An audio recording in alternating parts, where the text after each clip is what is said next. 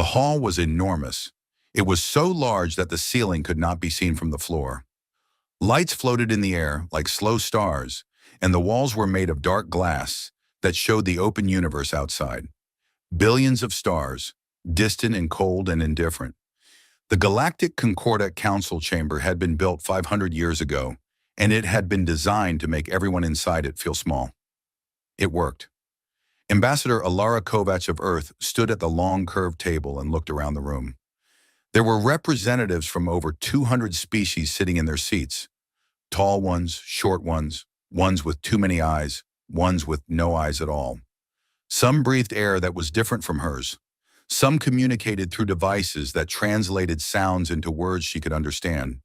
But they were all here, all looking at her, all waiting. She had been an ambassador for 11 years.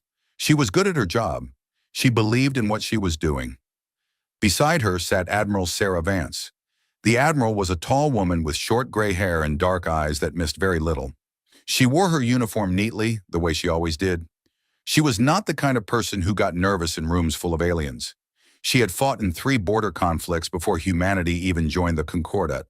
She had seen things that most people would never see. But sitting in that room that day, listening to the council's proposal being read aloud, she felt something she had not felt in a long time. She felt uneasy. The proposal was being read by Councillor Dreth Voss, the senior representative of the Velhari people, one of the oldest and most respected species in the Concordat. He was a tall creature, thin and pale, with 4 long fingers on each hand, and a voice that was smooth and slow, and carried across the hall without effort. He spoke the way old politicians always spoke. Like everything he said was reasonable, like disagreement would be childish. The proposal was called the Unified Disarmament and Trust Accord. It was a long name for a simple idea. The idea was this: Earth, as a new member of the Concordat, would give its primary war fleet, all 2,400 ships of the Iron Covenant Armada, to the Concordat for redistribution. The ships would be used as part of a new joint peacekeeping force. Earth soldiers would serve on those ships under Concordat command, not Earth command. In return, Earth would receive a permanent seat on the Security Circle, which was the most powerful decision-making body in the Concordat. Earth would also receive faster access to trade routes, medical technology, and construction support. It sounded like a good deal. That was what made Admiral Vance uneasy. She leaned close to Ambassador Kovacs and spoke quietly. "Ilara, this is not a good deal." Kovacs looked at her. "The Security Circle seat alone is worth 10 fleets. We've been trying to get that for 20 years. "I know," Vance said. "That's what bothers me. Why are they offering it now? What changed?" Kovacs paused. She was a careful woman. She didn't dismiss things easily. The political climate has shifted. The Keth expansion in the outer sectors has made the elder races nervous. They want to look unified. Bringing Earth fully into the fold is a visible gesture. Or they want our fleet out of our hands before we become too strong to manage, Vance said. Kovacs looked at her for a long moment. "Sarah, we've been members for 30 years. They've treated us well. They've tolerated us," Vance said. "There's a difference." But the vote was not Vance's to make. She was military. Her job was to advise, not to decide. The decision belonged to Ambassador Kovacs and, ultimately, to the government back on Earth. And back on Earth, the Parliament had already been briefed. The Prime Minister had already expressed support. The people of Earth, tired of decades of cautious half-membership, wanted the full seat at the table. They wanted to matter. Drethvos finished reading. The chamber was quiet. Ambassador Kovacs stood. "The people of Earth," she said, "are proud to accept this accord. We have always believed in cooperation over conflict. We have always believed that trust, once built carefully, leads to a better galaxy for all of us. Today we take another step in that direction." The chamber filled with a sound that the translation devices rendered as applause, though it came in many different forms. Clicking, humming, low tones, the rustling of membranes, 200 species showing approval. Vance sat very still and watched Kovacs sign the document. She watched the pen move across the paper. Actual paper, because the Concordat liked ceremony. And she felt the unease in her chest grow heavier. She couldn't point to a specific fact. She had no evidence. She had only 30 years of studying how power worked, and the quiet, a persistent feeling that nobody gave away a seat at the table without a reason. After the signing, there was a reception. Alien diplomats came to congratulate Kovacs. They were warm and gracious. Several of them told her that Earth had shown great wisdom. One elderly representative from the Nahari people, a round four-armed species with soft voices, took Kovacs' hand and held it for a moment and said, "This is a historic day. You should be proud." Vance stood near the edge of the room and drank something that tasted like cold mineral water and watched everyone carefully. A voice spoke beside her. "You do not look like someone at a celebration." She turned. It was a Volhari, one of the smaller species in the Concordat, insectoid in shape, with large amber eyes and a body that moved in quick, precise motions. His name was Keth Aaron, and he was a junior trade representative.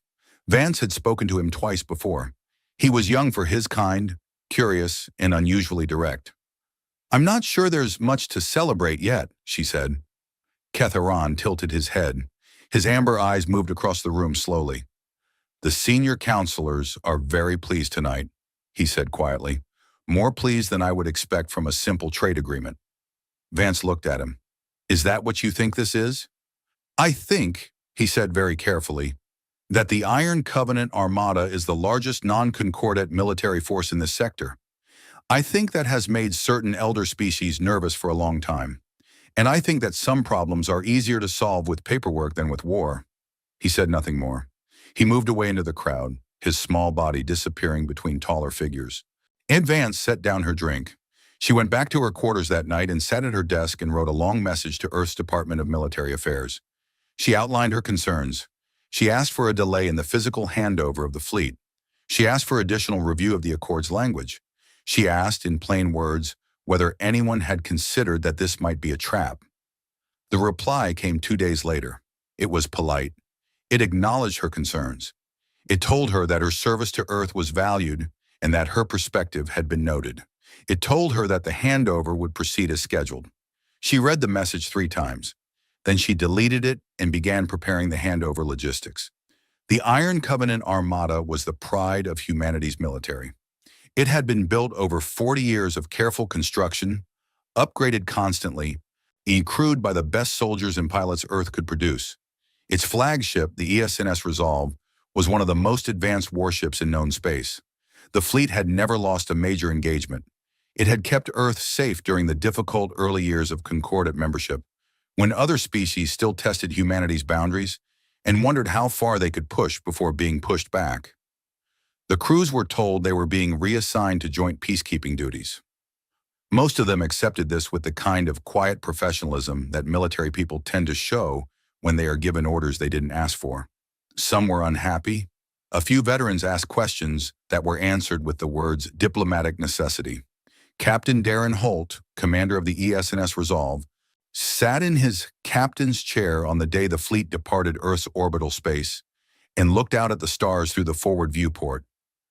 He was 51 years old. He had served on this ship for 12 years. He ran his hand along the arm of his chair once, slowly, the way people touch things they're saying goodbye to without admitting it. "All ships report ready, Captain," his navigation officer said. "Acknowledged," he said. "Take us out." The Iron Covenant Armada moved, 2,400 ships in perfect formation, sliding away from Earth and her moons and her orbital stations, moving out into the dark between stars. People on Earth watched from observation decks and from windows and from public screens in city squares. They waved, though the ships were already too far away to see any individual. They were proud, and they had done something mature and brave and trusting. Admiral Vance watched from a Concordat transport ship that was traveling alongside the Armada. She was there in an official capacity as Earth's senior military liaison during the handover. She watched the ships move and said nothing. The Concordat escort fleet, 40 ships, all large, all bearing the Concordat's crest of interlocking circles, formed up around the Armada and guided it toward the transfer point in the Selhara system, 3 jumps from Earth. The journey took 9 days. During those 9 days, Vance reviewed the transfer documentation again and again. She looked for legal loopholes. She looked for terms that could be reinterpreted. She drafted several requests to delay the final handover, citing procedural technicalities, and each one was gently but firmly declined by Concordat administrators. On the ninth day, the Armada arrived at Selhara Station, a Concordat military installation the size of a small moon. It was surrounded by more Concordat ships than Vance had ever seen in one place. Hundreds of them, maybe more. She stood at the viewport of her transport and looked at them. "That's not a reception fleet," she said to herself. "That's a cage." But it was too late. The transfer documents had been signed. The Armada's command codes had already been submitted to Concordat authority as part of the accord terms. Captain Holt and his crew were technically guests now, not commanders. The 2,400 ships of the Iron Covenant Armada docked at Selhara Station. And then the communications started going wrong. It was small at first, a channel going quiet. A scheduled update from Captain Holt that didn't arrive. A status report from one of the Armada's destroyer squadrons that came back, garbled and then stopped completely. Vance reported these issues to Concordat Station Command and was told politely that there were routine technical difficulties during integration procedures. She asked to speak to Captain Holt directly. She was told he was in a briefing. She asked again. She was told he was unavailable. She asked a third time, and this time no one answered at all. She stood in the communications room of her transport with her hands very still at her sides and understood, in that moment, with the kind of cold and absolute clarity that only comes when something you feared turns out to be true, that the unease she had carried for weeks was not paranoia. It was a warning she had not been allowed to act on. She turned to her aide, a young lieutenant named Prell, who had been with her for 3 years, and said in a voice that was very calm and very quiet, "Get me a direct line to Earth. Secure channel. Right now." Prell moved fast. He was good at his job. He knew when the Admiral's voice meant urgency. The channel opened. Static. Then the sound of Earth military command frequency. "This is Admiral Sarah Vance," she said. "I need to speak to the Chief of Defense. Priority 1. Something has gone wrong." Outside the viewport, Selhara Station was silent. The 2,400 ships of the Iron Covenant Armada sat inside its docking rings and did not move. No lights blinked from their hulls. No communications came from their crews. The stars beyond were cold and distant and did not offer any answers. Earth did not yet know what had been done, but Admiral Vance knew, and she was already thinking about what came next. It was a small ship, an independent freighter that ran supply routes between the outer colony stations, and its captain had picked up a faint distress broadcast while passing through the Helvara Drift, a wide stretch of empty space between 2 relay beacons. The signal was weak, broken, repeating on an emergency military frequency that civilian ships weren't supposed to receive. But the captain had old military-grade receivers fitted to his ship, left over from a time when the routes out there were less safe, and the signal came through clearly enough to understand. It was a human voice. It was saying in a flat and exhausted tone that life support was at 11% and falling, or that they had been drifting for 6 days and that they needed help. The freighter captain, a man named Goran Ash, who had never served in the military but had 2 brothers who had, changed course without thinking about it. He followed the signal for 4 hours. What he found made him sit very still in his captain's chair for a long time before he could make himself speak. There were 9 warships drifting in the dark. They were human ships. He could see the Earth Naval Service markings on their hulls, faded but visible. They were Iron Covenant Armada ships. They had been stripped. Their weapon systems had been removed. Their engine cores had been pulled out and replaced with nothing. Their communications arrays had been dismantled down to the raw wiring.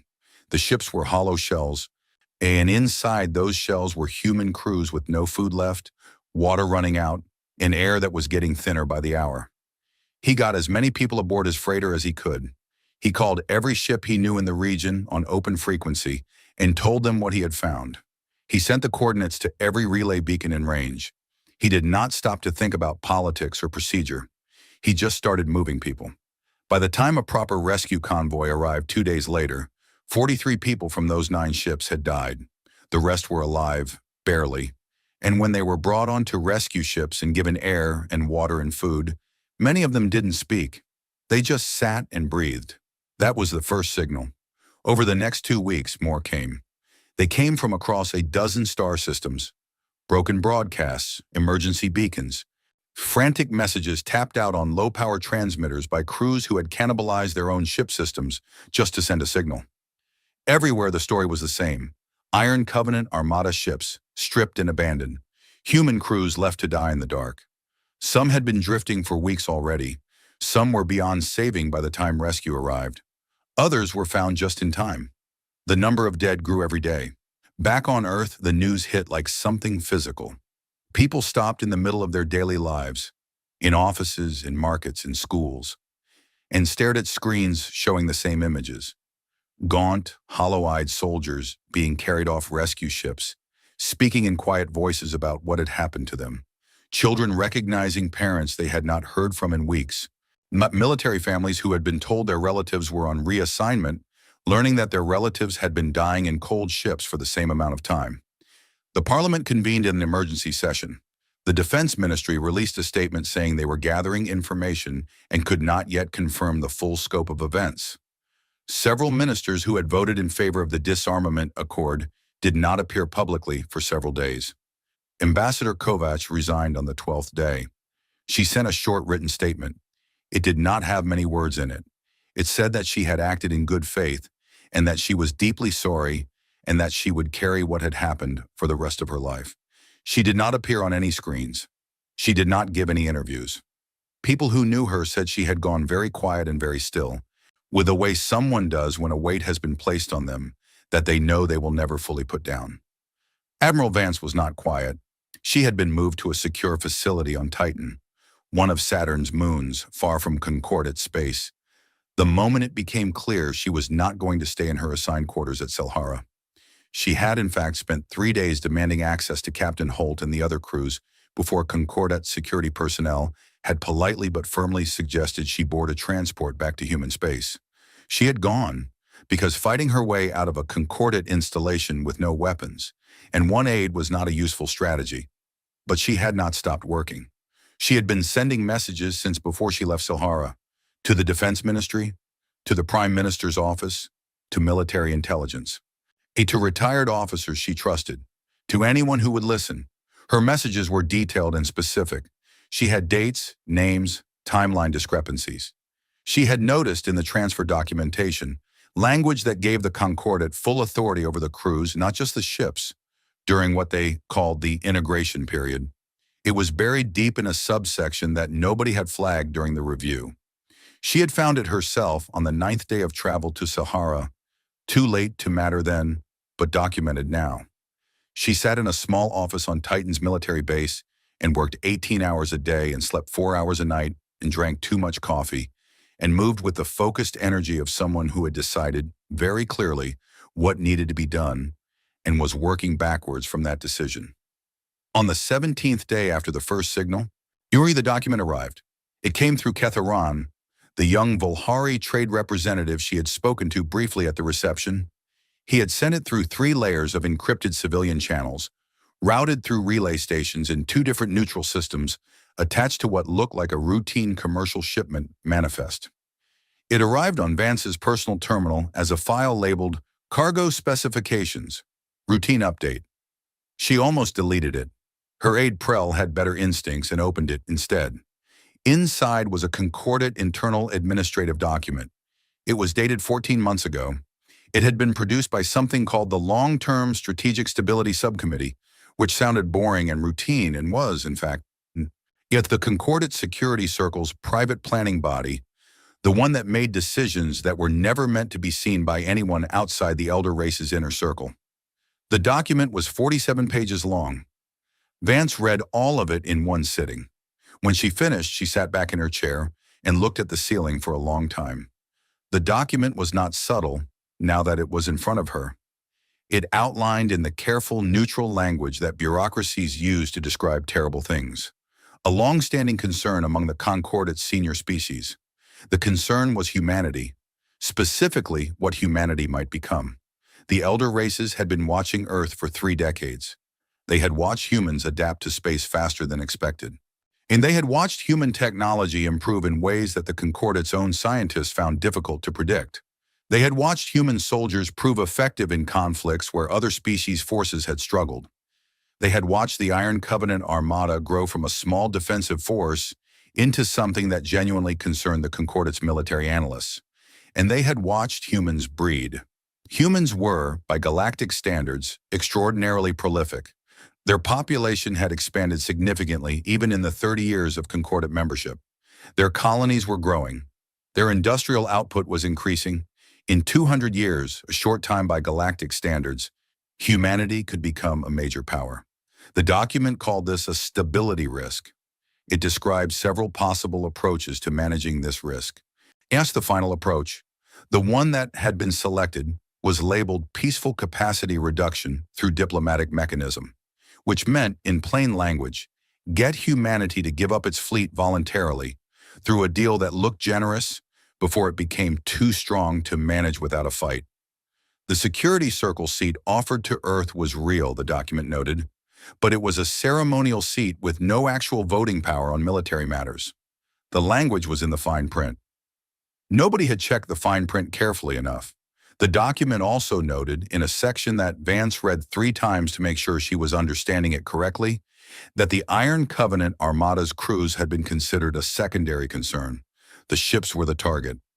The crews were logistical byproduct. Their disposal was left to the discretion of the on-site commander at Selhara Station. That on-site commander had apparently decided that releasing 300,000 trained human soldiers back to Earth, angry and experienced and aware of what had happened to them, was not a good idea. So he had left them in the ships and stripped the ships and moved on. Vance folded her hands on the desk and held them very still. Her face did not change. She had learned a long time ago how to feel enormous things without showing them on her face, because there were times when the people around you needed to see steadiness more than they needed to see truth. Prell was standing near the door. He had read the document over her shoulder. When he was 26 years old, and this was the worst thing he had ever seen, and it showed on his face very clearly. "Admiral," he said. His voice was careful. "Get me a secure line to the Prime Minister," she said. "Direct. No intermediaries." "Yes, Admiral." And Prell, "Ma'am, send a copy of this document to every news organization on Earth. Everyone, all at once." He looked at her. "That will—" "Yep," she said. "I know what it will do. Send it." He sent it. Within 6 hours, the document was everywhere. It was on every screen, every terminal, every personal device on Earth, and every human colony. People read it standing in the street. People read it at work and stopped working. People who had lost family members in the abandoned ships read it and went very quiet for a very long time, and then were not quiet at all. What the reaction was not grief. Grief had already happened. This was something else, something harder and colder and more purposeful. The kind of feeling that does not cry, the kind that starts making plans. The Prime Minister went on the public broadcast. He was a careful man, not given to strong words, but his voice was different that night. "What was done to our people," he said, "was not an accident. It was not a misunderstanding. It was a deliberate act by those who called themselves our allies, carried out against soldiers who had done nothing wrong except belong to a species that other people decided was becoming too powerful." He paused. "We will respond." In the outer systems, the 12 star systems where Iron Covenant crews had been stranded, something was already happening without anyone's instruction. The surviving crews, when the ones who had been found and were alive and had been given working ships by rescue convoys, had been given one directive by Earth Command: come home. They were moving. Some of them were moving in small groups of 2 or 3 ships, some alone.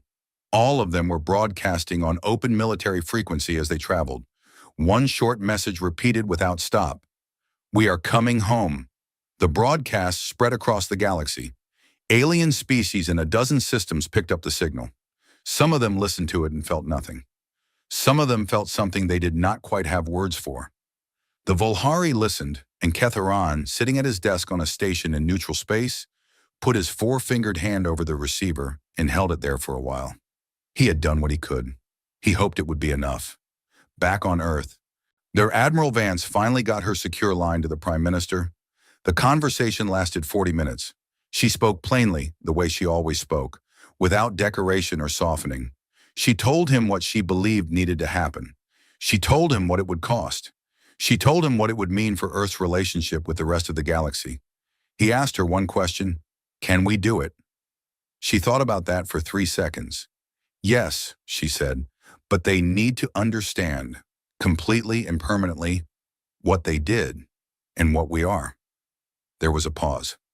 Then do it, he said. She closed the channel and looked at the wall of her small office on Titan and thought about 2,400 ships and 300,000 people, and a document that called her species a logistical byproduct. She thought about Captain Holt running his hand along the arm of his chair. She thought about 43 people who died before the first rescue ship arrived. Then she stood up, straightened her uniform, and got to work. The galaxy did not yet know what was coming, but it was coming. Deep below the surface of Mars, in tunnels that had been cut into red rock 3 decades ago and sealed behind bureaucratic language and classification codes that most people in the government had forgotten existed, something old was waking up. The lights came on in sections. First one corridor, then another, and then a whole row of sealed maintenance bays stretching for kilometers under the Martian plains. The air recyclers started. The temperature regulation systems activated. And in the bays themselves, long, wide, cold chambers that had been dark and silent for 29 years. The shapes emerged slowly from the dimness as the lights grew brighter. Warships, old ones, human warships, sitting in dry dock exactly as they had been left, covered in dust that had settled over decades, their hulls dull and still, but intact. Every one of them intact. This was the remnant arsenal.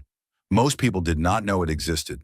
When Earth had joined the Concordat, the public announcement had been about moving forward, about putting old conflicts behind them, about becoming part of something larger.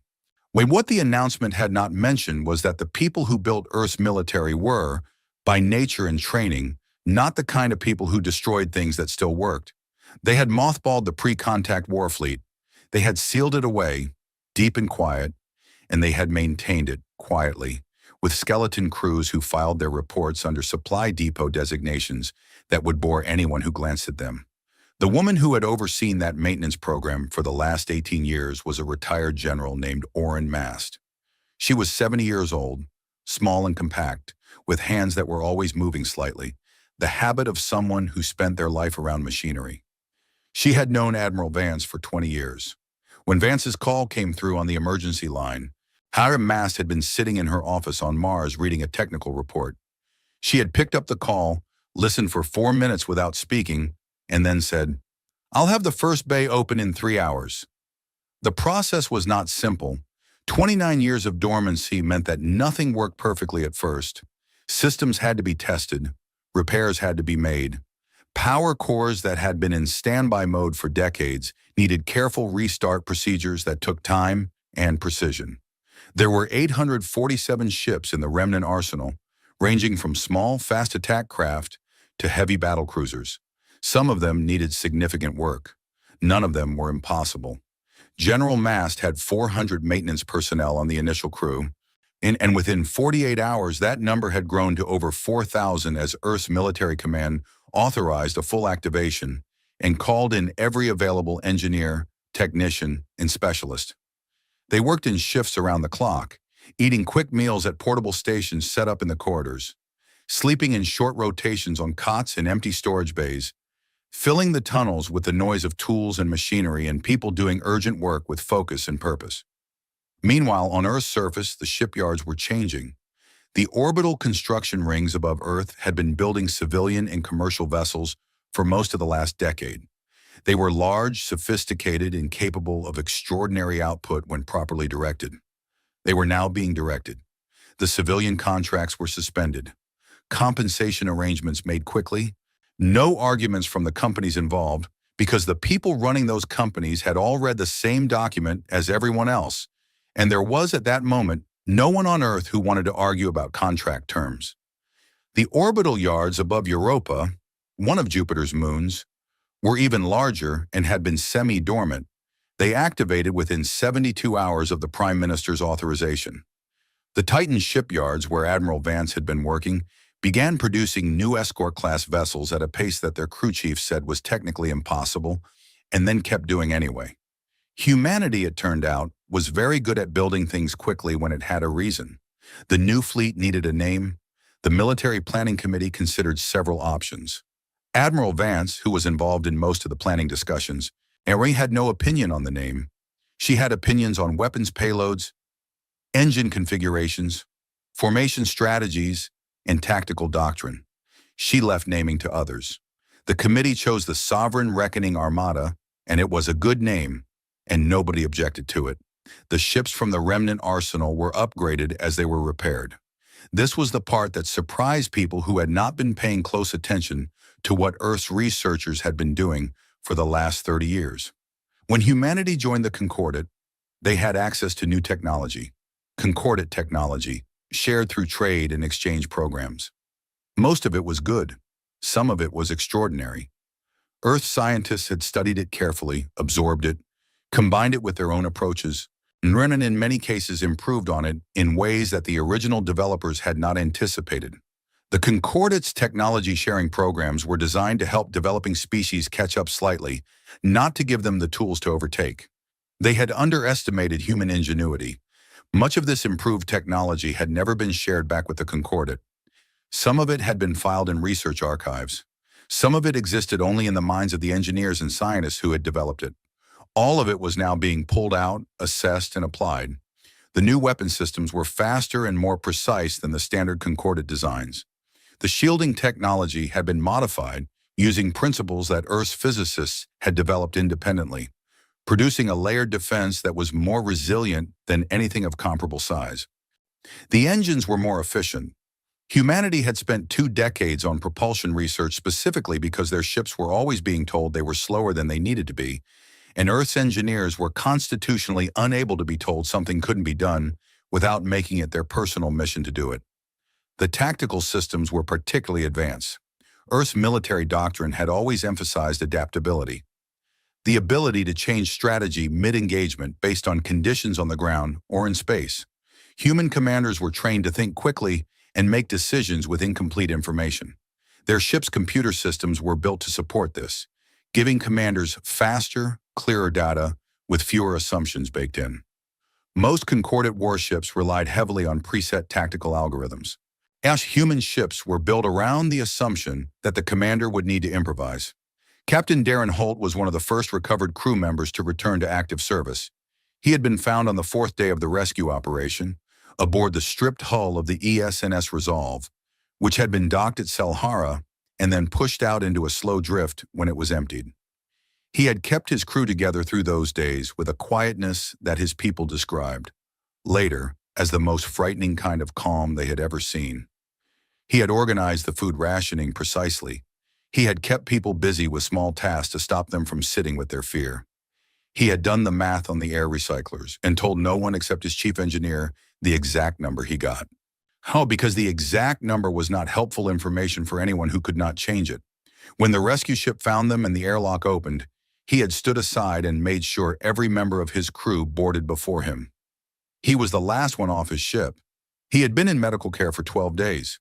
When he was cleared for duty, he walked into Admiral Vance's planning center, a large room that had been set up in the military command complex in Geneva, and stood at attention. "Captain Holt," she said. "Admiral," he said, "do you want to go home and rest? You're authorized." "With respect, Admiral," he said, "I'd like a ship." She looked at him for a moment. "The Resolve is gone. The Concordat stripped her." "Then I'll take another one," he said. She gave him a heavy battle cruiser that had just come out of the Martian repair bays, one newly fitted and upgraded. It was designated the ESNS Consequence. He spent 3 days learning her systems, integrating with her crew, drawn from recovered Iron Covenant veterans and fresh recruits, and then reported ready for deployment. The name of the ship had been his suggestion. Vance had approved it immediately. The Sovereign Reckoning Armada grew ship by ship, week by week, through intensive work and long hours and the peculiar, focused energy of a population that had moved past anger into something more operational. By the 6th week after the document had been released, the fleet counted over 1,800 vessels. A mix of refurbished remnant arsenal ships, newly constructed craft from the orbital yards, and the surviving Iron Covenant ships that had made their way home from the outer systems. And those returning Iron Covenant crews had been given a choice: stand down and rest or return to service. A very large percentage of them chose to return to service. Their reasons were their own, and nobody asked them to explain. Through all of this, the Concordat was not idle. Concordat observers in human space, diplomatic staff, trade representatives, monitoring stations, were sending reports home. The reports were honest and the information was accurate, which meant the security circle was getting a clear picture of what was happening, and the picture was not comfortable. Counselor Dreth Voss called for a special session of the security circle. He proposed a diplomatic outreach to Earth, an offer of negotiation, a suggestion of review processes, a mention of possible compensation. And the proposal was supported by several of the elder race's representatives. It was not supported by the military faction of the security circle, which pointed out, correctly, that Earth had not responded to any Concordat communications in 2 weeks, and that the fleet building in human space had not been built by a civilization planning to negotiate. The diplomatic proposal was drafted anyway and transmitted to Earth on official Concordat channels. Admiral Vance received it, read it, and set it aside. She did not respond. It was not that she felt nothing reading it. She felt quite a lot, actually. Specifically, a cold recognition that the same people who had written the phrase logistical byproduct were now using words like dialogue and mutual understanding and shared future. She filed the message under a folder she had labeled, Chutr, with precise accuracy, too late. She had more important things to do. The tactical planning for the Sovereign Reckoning Armada's operation had been ongoing for 5 weeks. It was not a simple plan. It was not a plan that called for the fleet to fly to the Concordat's home system and start firing in every direction. Vance was not that kind of commander. She had always believed that force, when necessary, needed to be precise and purposeful. You hit what needed to be hit. You did not hit things that didn't need to be hit. And before you hit anything, you knew exactly what you were trying to achieve. The objective was not destruction. The objective was recovery and accountability. First, every remaining stranded crew member in every system was to be found and brought home. And the fleet would move through the outer systems in a systematic sweep, recovering any human military personnel who had not yet been reached by civilian rescue efforts. This was non-negotiable. It was the first thing and the most important thing. Second, the Concordat's military capacity to threaten Earth or Earth's people needed to be reduced, not eliminated, not destroyed entirely, but broken in a way that took years to rebuild. The specific assets targeted were the stations and fleets that had been used to hold the Iron Covenant Armada and the military command infrastructure of the Security Circle's enforcement branch. Third, the Concordat itself needed to face a moment of such clear and undeniable consequence that the question of doing something like this again would become genuinely unthinkable. Vance briefed her senior commanders on this plan in a room in Geneva, on a morning when the sun was coming through the high windows and making long, bright lines across the floor. She spoke for 2 hours. Her commanders, 30 men and women who had between them over 500 years of military experience, listened without interruption. When she finished, she asked for questions.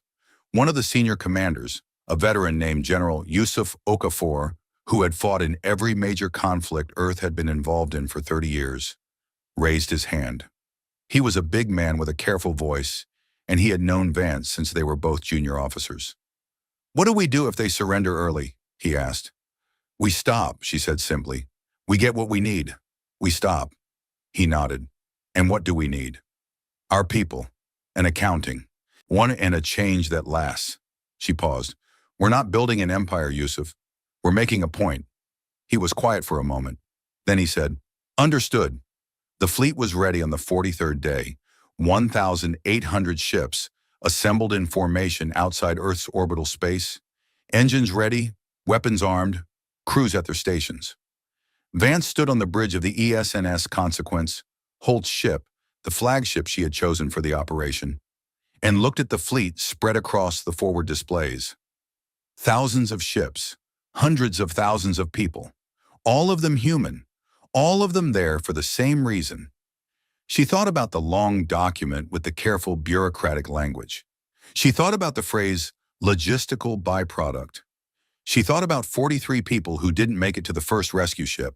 "Soy Admiral," said the navigation officer. "Fleet is ready and waiting on your order." She straightened.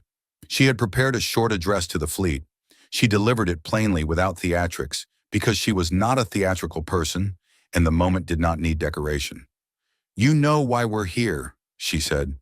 "You know what was done. We are going to recover our people, and we are going to make sure that what was done to them can never be done again. We will be precise. We will be controlled. We will not be cruel, because we are not them, but we will be thorough, and we will be clear." Move out. The sovereign reckoning. Armada moved. It moved like a single thing.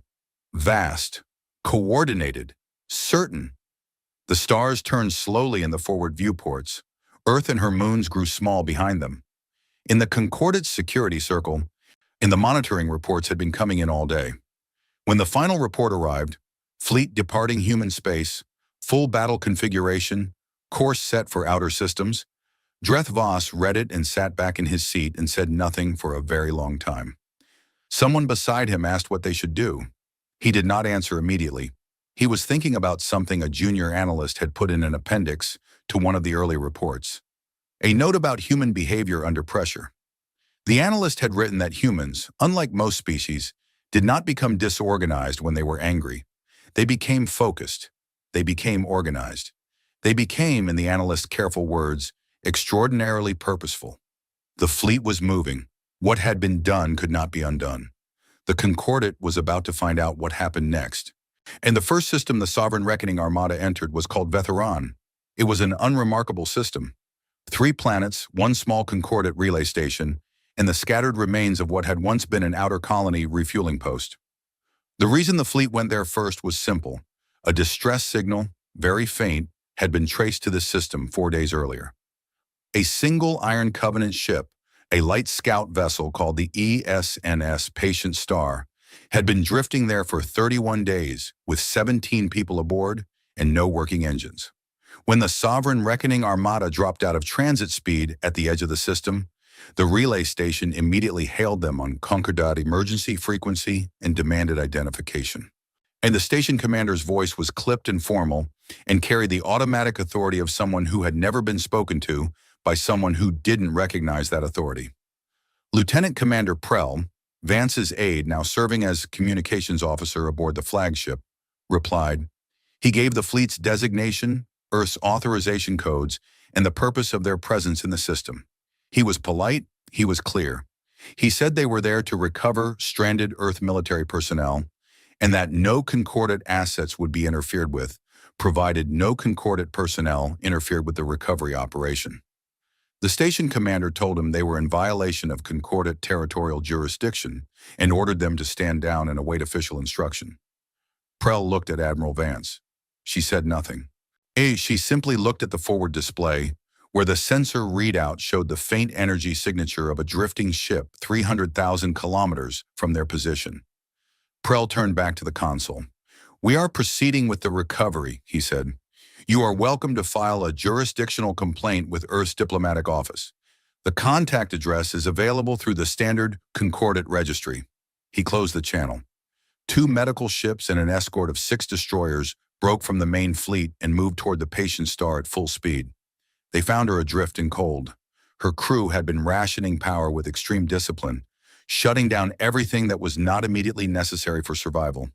When the airlock opened and rescue personnel came through, the 17 people inside were thin and exhausted and very quiet. One of them, a young woman named Ensign Taylor Marsh, who had been on her first deep space assignment when the Armada was handed over, shook hands with the rescue officer and then sat down on the floor of the airlock and didn't get up for a while. Not because she was hurt, just because she had been holding herself very straight for 31 days and her body had decided it was allowed to stop now. The Concordate station did not interfere. The fleet moved on. System by system, the Sovereign Reckoning Armada swept through the regions where the Iron Covenant Armada had been abandoned. At every stop, the process was the same. locate, approach, recover.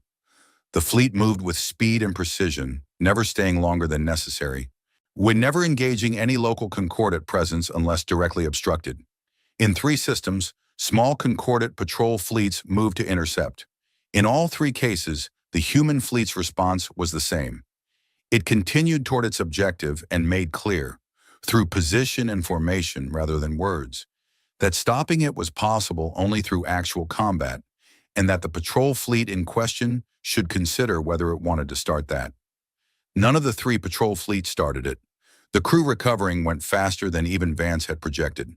The reasons for this were partly the fleet's speed and partly the fact that human rescue crews had been operating in the outer systems for weeks already through civilian channels, and the military fleet was building on that groundwork.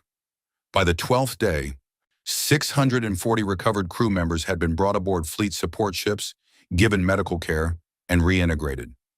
Many of them, once cleared by the medical staff, asked for assignments. Vance had expected this. She had prepared for it. Ships that had been held in reserve were brought forward. Recovered veterans were given crews and positions. The fleet grew as it moved, which was not something most military strategists would have put in a plan, but which Vance had counted on because she knew her people.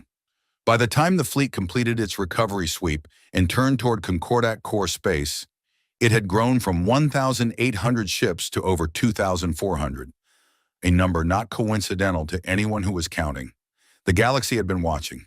This was in some ways the thing the Concordat had most underestimated. And the Concordat was old and powerful and used to being watched. They were not used to being watched by everyone simultaneously, including the species they had kept small and manageable for centuries. The document leak had spread everywhere, and the response to it had spread further. Species that had been members of the Concordat for generations, species that had quietly accepted their limited status and their ceremonial votes and their carefully maintained inability to challenge the elder races, were looking at a fleet of 2,400 human ships moving through Concordat space and thinking things they had not let themselves think in a very long time. The Volhari were the first to act. Ketharon had not been idle since he sent the document to Vance. He had, in fact, been working in the background with a focused energy that surprised even his own people. He had contacted the Volhari Home Council. He had shared what he knew. He had made arguments in quiet rooms with careful words and had, over the course of several weeks, managed to shift a consensus that had been leaning toward cautious neutrality into something more definitive. The Volhari formally withdrew from the Concordat on the 14th day of the fleet's operation. Their statement was brief and factual. They cited the content of the leaked document, the treatment of Earth's military personnel, and the Concordat's long-standing pattern of using its structure to limit rather than support the development of smaller species. They offered Earth navigational data for Concordat space, sensor maps, transit routes, audio patrol schedules that had been available to them through their trade relationships over many years. The Concordat security circle's response to the Volhari withdrawal was by all accounts extremely sharp. But sharp words from powerful people at a meeting table are not warships, and warships were what mattered at this point. 2 other species, the Nethoran, a small but technologically sophisticated people from the Mid-Rim, and the Caress, a ocean world species who had been associate members for 80 years, followed the Volhari within a week. They did not offer Earth military support. They offered something in some ways more useful. They publicly confirmed, with their own archived evidence, that the Concordat's security circle had used similar tactics against their own development programs decades earlier. And they hadn't had an Iron Covenant armada to lose, so the damage had been quieter and slower. But the pattern was the same. The galaxy was watching all of this. Every species was calculating. The Concordat's military command assembled its fleet response at the Orith Nebula. The Orith Nebula was a natural feature, a wide cloud of ionized gas and dust that stretched across the approach to the Concordat's 3 core systems. It was the traditional defense position for the inner systems. Fleets that gathered at Orith were saying, clearly, that the core systems were behind them and were not going to be reached easily. The Concordat fleet that gathered there was large. It was the largest assembly of Concordat military vessels in recorded history. Warships from over 40 member species, pulled from patrol duties and border assignments and reserve positions. The fleet's analysts had looked at the Sovereign Reckoning Armada's specifications, based on the monitoring reports from human space, and had made assessments and adjustments.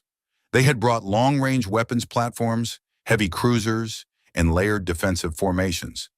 They had planned for the kind of battle that should, on paper, stop a fleet the size of humanity's. On paper.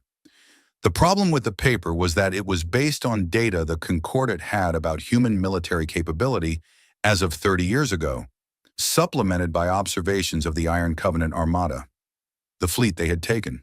They knew that fleet well. They had taken it apart piece by piece. They knew its weapons, its armor, its tactics, its training. They had built their defensive plan around it. They did not know the Sovereign Reckoning Armada. They did not know what Earth's engineers had done in 3 decades of quiet research. They did not know the modifications on the remnant arsenal ships. They did not know the new weapon systems, or the improved shields, or the engine upgrades. And they absolutely did not know the tactics. Admiral Vance had spent 30 years studying the Concordat's military, not because she expected this fight, though a part of her, the careful, cold part that had made her uneasy at that signing ceremony, had never entirely stopped preparing for it. She had studied because military people study their environment, and the Concordat was her environment, and she was thorough. She had the engagement records of every major battle the Concordat had fought in the last 2 centuries. She had the tactical doctrines of every senior species military forces. She knew how they moved, how they communicated, how they made decisions under pressure, where their formations weakened, which command structures were rigid and which were adaptive. She knew specifically that the Concordat fleet fought according to preset battle plans. Their commanders were skilled, but they operated within defined parameters. They expected opponents to behave predictably. They were very good at responding to predictable opponents. She had no intention of being predictable. When the Sovereign Reckoning Armada reached the Orith Nebula and saw the Concordat fleet waiting on the other side, dense, ordered, enormous, she split her fleet into 7 independently operating groups, each with its own command and objectives, and gave each group commander 2 simple instructions: complete your objective and adapt. The Concordat's defense algorithms, watching the human fleet approach, expected a frontal engagement. They prepared for it with careful, practiced order. What they got was 11 hours of the most confusing and exhausting battle any of their commanders had experienced. The 7 human fleet groups did not move together. They moved at different speeds on different vectors, creating engagement situations that the Concordat's tactical systems kept classifying as new problems rather than variations on existing ones. Ships that took damage dropped back and were replaced by reserves that had been held specifically for this purpose. Formations that looked like attacks turned out to be feints. Feints that looked like retreats turned into flanking runs. Concordat commanders who expected opponents to become less effective as a battle progressed found that human units seemed to become more effective under pressure, adapting their approach based on what was in front of them rather than what the plan said should be in front of them. Captains who lost their original objectives improvised new ones. Crew members who had been stranded for weeks in dying ships and had spent every day since returning to service waiting for this fight brought to it a kind of personal intensity that was not easy to counter with algorithms. In the 4th hour, a Concordat heavy cruiser group that had been the center of their defensive line was outmaneuvered by a human destroyer squadron that should not, by any reasonable calculation, have been in that position. The cruisers had to reposition, which opened a gap in the line, which 3 human battle cruisers went through before the gap could be closed. In the 7th hour, the Concordat's long-range weapons platforms, which had been the cornerstone of their initial planning, found themselves being engaged at close range, not because human ships had broken through their defensive perimeter, but because 3 of those 7 independently operating human groups had been moving, very slowly and through the outer edges of the nebula itself, since the 2nd hour, using the ionized gas as sensor cover, and had arrived in the platform's blind spots without the tracking systems noticing until it was too late. In the 9th hour, the Concordat fleet's left formation broke. It happened quickly once it started. Ships began pulling back from positions that had become untenable.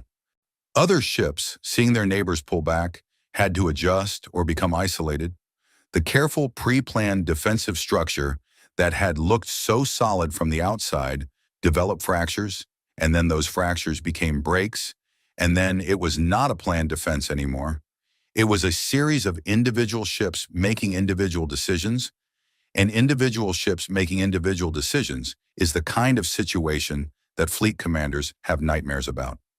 By the 11th hour, the Concordat fleet had withdrawn past the Orath Nebula and was reforming in the space before the inner systems, taking stock of itself and its losses. It was not destroyed. Vance had not tried to destroy it. She had tried to break it, and break it she had. And she had brought her fleet through the nebula with losses. Losses. Real people. And she felt each one of them as she received the damage reports. But the fleet was intact and moving, and the path to the Concordat's core systems was open. Captain Holt, on the bridge of the ES&S Consequence, looked at the clearing space ahead and said nothing for a moment. Then he said quietly to his navigation officer, "Set course for the Concordat home system." The navigation officer set the course. The Sovereign Reckoning Armada moved through the Orath Nebula like something inevitable. Behind them, in a dozen systems, the news was already spreading. Alien news services that had been covering the conflict from a cautious distance now covered it plainly. The Concordat fleet had been beaten. The human fleet was at the door, and species across the galaxy, small ones, mid-sized ones that had been told for a century that their role was to participate but not to lead, to contribute but not to challenge, were watching with an attention that was no longer cautious. It was something closer to hope. Aboard the flagship, Vance sat in the command chair and reviewed the damage reports and the status reports, and the list of the people who had not come through the Orath engagement. She sat with that list for a long time before she moved on to the next item. Then she began preparing what she was going to say when she reached the Concordat's home system. Because arriving was not the point. What she said when she arrived was the point. The battle had been necessary. What came after the battle was what actually mattered. She started writing. The Concordat's homeworld was called Vel-Shar. It was a beautiful planet, old and layered with the accumulated architecture of 5 centuries of interstellar power.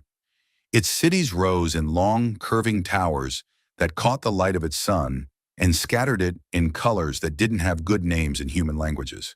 Its orbital space was full of stations and rings, and the slow movement of ships that had been moving in those same patterns for so long that they had become like the breathing of a sleeping body. Automatic, unconscious, unquestioned. Nobody had questioned it in a very long time. The Sovereign Reckoning Armada arrived at the outer edge of Vel-Shar's system at mid-morning by the planet's local time cycle, which meant that the people on the surface who were awake and at their windows or their screens had clear visibility of what was happening above them. And they watched the human fleet emerge from transit, ship after ship after ship, spreading across the far orbital bands in a formation that their news commentators struggled to find words for. One commentator, an elderly Velhari academic who had been covering Concordat affairs for 40 years, eventually settled on the word architectural and went quiet for a while after that. The fleet did not fire. It took position in high orbit, far enough to be unthreatening to the civilian infrastructure, close enough for everyone on the planet below to look up and understand the situation clearly. The Concordat's home defense fleet, smaller than the force at Arath and visibly shaken by the reports coming from the Nebula engagement, held position between the human fleet and the planet. They did not advance. They were a presence, not an action. Admiral Vance opened a broadcast channel. She had prepared what she was going to say carefully over the last few days of travel. She had written and rewritten it. She had wanted it to be honest and clear and not cruel, because she was not interested in cruelty, and because cruelty, in her experience, made enemies more stubborn rather than less. She wanted to be understood, not merely feared. She opened the channel on a frequency that would reach every receiver in the Concordat's home system, civilian, military, diplomatic, all of them. And she spoke. She spoke for 40 minutes. She began with the facts, not her version of the facts, the actual facts, the documented record, supported by the same materials that had already been made public but presented now in sequence, methodically, and so that no one listening could say they hadn't understood. She went through the disarmament accord, The language that had been hidden in the fine print, the security circle document with its careful descriptions of humanity as a stability risk and her soldiers as logistical byproduct. She named the systems where crews had been abandoned. She named the number of dead. She named the date of the first signal from the cargo hauler who found 9 hollow ships in the dark. And she gave the name of the young ensign who had sat down on the floor of an airlock after 31 days because her body had finally been allowed to stop holding itself upright. She said all of this plainly and without decoration. Then she moved to what the Concordat was. She did not say the Concordat was evil. She did not call its member species villains or monsters. She said the Concordat was a structure that had been built over centuries in a way that served the interests of the species who built it at the expense of the species who came after.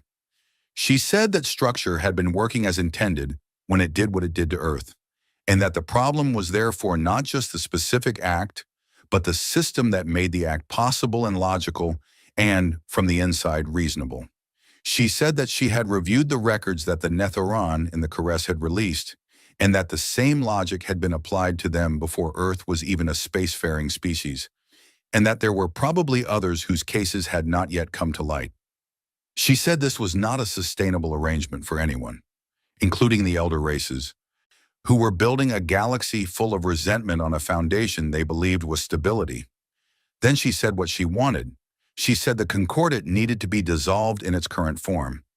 She said a new governing body needed to take its place, one with equal representation for every member species, without permanent vetoes, without a security circle that operated in secret, and without the institutional habit of deciding what other species were allowed to become. She proposed calling it the Galactic Assembly of Sovereign Peoples. She had a draft charter ready for distribution. She had been working on it since before the fleet left Earth. She said Earth would not lead this new assembly. She said Earth was not interested in becoming what the Concordat had been. She said humanity had learned at considerable cost what it felt like to be managed by people who thought they knew best, and that they were not willing to do that to others. She said she would wait 72 hours for the Concordat security circle to respond. She said that if no response came, the fleet would begin targeted operations against the Concordat's military command infrastructure. Not the civilian population, not the cities, not the stations that served the people of El-Shar, but the specific assets and facilities that had been used to plan and execute what was done to Earth's people. She named these assets specifically. She had done her research. She closed the channel. The silence that followed on the bridge of the ESNS Consequence lasted about 4 seconds. Then Captain Holt, who had been standing slightly to her left throughout the broadcast, he said very quietly, "That was well said, Admiral." She looked at him. "Let's hope it works," she said. On Vel-Shar's surface, in the Grand Assembly Hall where she had sat 30 years ago at the start of this story, the Concordat security circle convened within the hour. They were 12 individuals representing the foremost senior species in the Concordat. They had spent 5 centuries being the people who made decisions about the galaxy. They sat in their high seats and looked at the broadcast recording and at each other and at the sensor feeds showing 2,400 human warships in orbit above their homeworld. The conversation was not the kind that got summarized easily in diplomatic language. Dreth Vas had aged visibly in the past weeks. He sat at the head of the table and listened to his colleagues speak in turn and said little. He was thinking about the woman on the broadcast. He was thinking about her 40 minutes of clear, documented, carefully structured argument, delivered from the flagship of a fleet that had beaten the largest military response the Concordat had mounted in living memory. He was thinking about the fact that she had not demanded surrender. She had not threatened mass destruction. She had proposed a charter. The military faction of the security circle argued for resistance. They said giving in to a single species with a fleet, however large, would set a precedent that every discontented species in the galaxy would learn from. They said strength required demonstration. Dreth Vas listened to them argue for 2 hours. Then he said, "The demonstration has already been made. So the question is whether we are going to add to the cost." He looked around the table. He looked at faces he had known for decades, faces that had always projected certainty and calm, faces that were doing their best to project those things now and not quite managing it. "She is correct about what we built," he said. I have known it for a long time. I chose, as we all did, not to say so. That was a mistake for which we will spend a very long time making amends." He paused. "But making amends is possible. The alternative she is offering us is not defeat, it is change." Another pause, longer. "I would rather choose change than have it chosen for us." The vote was not unanimous, but it had the necessary support. The dissolution accord was signed 5 hours and 40 minutes after Vance's broadcast. She received the formal notification on the bridge of the consequence and read it, and then put it down and looked at the planet below through the forward viewport for a while. It was a beautiful planet. She had said what she came to say. The fleet around her, vast and silent in the orbital dark, held its positions and waited. She sent a single message to Earth. It said, "It's done." The reply came back in minutes, and it was not official or formal. It was from the Prime Minister's personal line, and it said 3 words. "Come home, Sarah." The process of actually building what she had proposed took considerably longer than 40 minutes. The Galactic Assembly of Sovereign Peoples was not a simple structure to create. 47 species needed to agree on foundational principles. And the charter that Vance had drafted, in the hours between battles and briefings, on the flagship of a war fleet, was a starting point, not an end point. It needed revision, debate, amendment, and compromise from people and species who were not always inclined toward any of those things. Earth's diplomatic team returned to the negotiating table, led not by an ambassador this time, but by a committee of 7 people from different backgrounds. Lawyers, scientists, former military, trade economists, and one historian whose sole job was to make sure the new structure didn't quietly rebuild the patterns of the old one over time. Keth Aaron of the Volhari joined the drafting process as a formal representative of his people. The Nethoran sent 2 delegates who had opinions on everything and were correct often enough to be worth listening to. The Concordate's elder species participated. They had to. The alternative was exclusion, and exclusion from a structure that was going to govern the galaxy whether they were in it or not was not a useful position for anyone. Dreth Vas himself participated in several sessions. He was not warm or friendly about it, but he was thorough and he was honest. And in the specific context of rewriting the rules of galactic governance, thorough and honest were more useful than warm. The charter was finalized and ratified 11 months after the battle at Orath Nebula. The first session of the Galactic Assembly of Sovereign Peoples was held in a new building, not the old Concordate chamber, not the enormous dark glass hall designed to make everyone feel small. The new assembly hall was lower and wider, and with large windows on every side letting in natural light, and seats arranged in a circle so that no one sat above anyone else. It held representatives from 63 species at its first session, with more expected to join as the ratification process continued. It was contentious from the first meeting. People disagreed loudly and often. Species with very different needs and values and histories tried to find common ground on questions that did not have easy answers. Votes were close. Debates ran long. Several sessions ended without resolution and had to be reconvened. This was, Vance thought, when she read the reports, exactly what good governance looked like. She was not in the assembly. She had given her input to the charter process and then stepped back from it. Someone because the charter was a document of law and she was a military officer and the 2 roles needed to stay separated. She went back to Earth after the signing of the dissolution accord, and she went back to her work, which was managing Earth's military in a galaxy that was rapidly changing shape. Earth maintained its fleet. There had been quiet pressure from some quarters, mostly from species who had watched the battle at Orath with a mixture of relief and unease, to suggest that Earth might demonstrate good faith by reducing its military capacity now that the conflict was resolved. These suggestions were received politely and ignored completely. Vance had written the response herself, though the Prime Minister had delivered it. The response said, in diplomatic language, that Earth's military capacity was Earth's business, and in that the galaxy was welcome to demonstrate good faith by not making it necessary again. Nobody pressed the point further. Captain Holt returned to active command after 3 months of leave that he spent, for the most part, in a small house near the coast of a large ocean on Earth. He walked on the beach every day. He read books. He learned slowly to sleep without waking every hour to check that the air recyclers were still running. After the 3 months, he came back and was given command of a new ship, a new construction, larger than the Consequence, built in the Europa yards. He named her the ESNS Patient Star, after the scout ship and the 17 people who had held on for 31 days. Ensign Tila Marsh, who had sat down on the airlock floor when rescue finally came, applied for officer training when she recovered, because she was accepted. She was, by all reports, exceptionally good at her work, with a particular talent for keeping her people steady under pressure.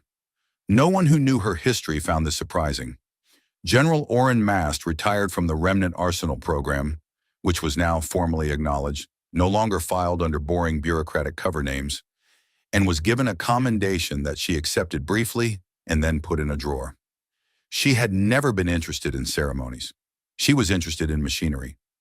Ketharan became the Volhari's first permanent representative to the Galactic Assembly.